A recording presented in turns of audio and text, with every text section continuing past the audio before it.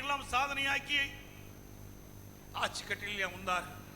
அவருடைய மறைவுக்கு பிறகு மாண்புமிகு அம்மாவும் சோதனை சந்தித்தார்கள்.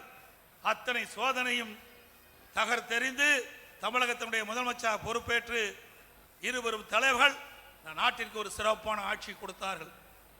அம்மா மறைவுக்கு பிறகு அம்மாவுடைய அரசு சுமார் 4 வருடம் 2 மாத காலம் சிறப்பான ஆட்சியை நாங்கள் கொடுத்தோம். எவ்வளவோ பிரச்சனைகள். நான் முதலமைச்சர் பொறுப்பேற்கின்ற பொழுது கடுமையான வறட்சி, குடிப்பதற்கு கூட தண்ணீர் கிடையாது. அந்த காலகட்டத்தில் கூட விலைவாசி உயரவில்லை.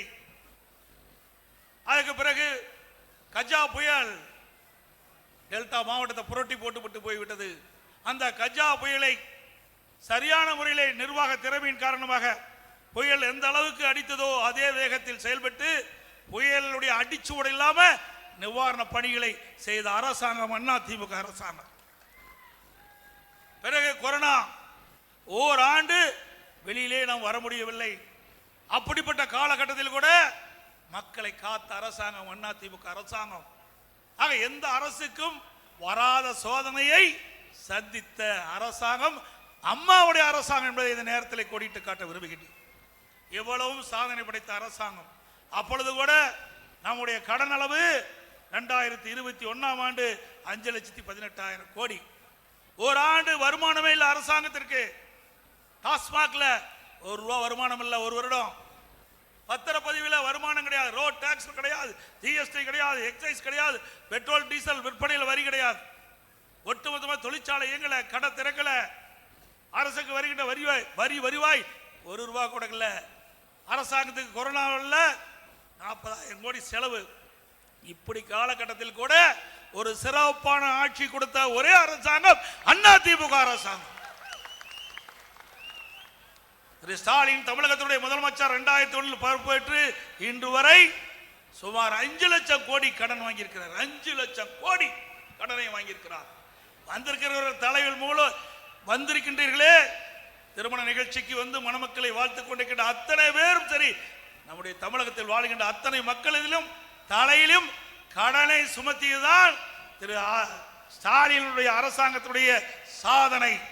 சாதனை என்று சொன்னால் நம் மீது கடனை சுமத்தியதுதான் திமுக ஆட்சியுடைய சாதனை. வேற எந்த சாதனையும் கிடையாது. சிந்திச்சு பாருங்கள். 73 ஆண்டு காலம் தமிழகத்திலே பல்வேறு கட்சிகள் ஆண்டு 2021 வரை 5,18,000 கோடி. 5 ஆண்டில் திராவிட முன்னேற்ற கழக அரசுடைய கடன் 5 லட்சம் கோடி. நிர்வாக திறமையற்ற அரசாங்கம், விலைவாசி உயர்வு, சட்ட ஒழுங்கு சீர்குலைவு, மக்களுக்கு கிடைக்க வேண்டிய நன்மை கிடைக்கல. எங்க பார்த்தாலும் போதைப் பொருள் விற்பனை, போதை ஆசையாமையால கொலை, கொள்ளை, திருட்டு, வழிப்பறிவு, பாலியல் வன்கொடுமை நடக்காத நாளே இல்லை. அப்படிப்பட்ட ஆட்சி இன்றைக்கு நடந்து கொண்டிருக்கின்றது. விரைவில் தேர்தல் வர இருக்கின்றன. அந்த தேரிலே நாம் அத்தனை பேரும் தேனீக்களை போல, எருவை போல சுறுசுறுப்பாக செயல்பட்டு மக்களுடைய ஆதரவை பெற்று மாபெரும் வெற்றி தேடி தார்கள் என்று அன்போடு இந்த நேரத்தில் கேட்டு, மீண்டும் ஒருமுறை மணமக்கள் சகோதரர் திரு எஸ். சூரிய பிரகாஷ் அவர்களையும் பி. வினிதா என்கிற வெங்கடேஸ்வரர்களும் மனமாற வாழ்த்தி